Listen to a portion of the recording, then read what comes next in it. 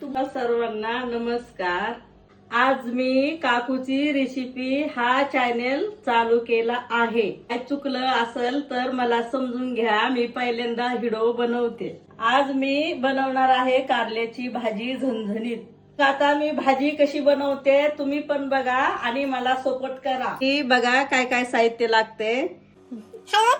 धने पावडर, मिरची पावडर, काळा मसाला, मीठ, गरम मसाला, शेंगदाणे भाजून घेतलेले, मिरची चिरून घेतलेली, लसूण निवडून घेतलेला, ते कारळ भाजून घेतलेलं, हे सगळं बारीक करून घ्यायचं आपल्याला मिक्सरमध्ये। आता मसाले मिक्स करायचे ह्याच्यात। हे सगळं कारले चांगले चिरून मीठ लावून जरा भिजत घातले।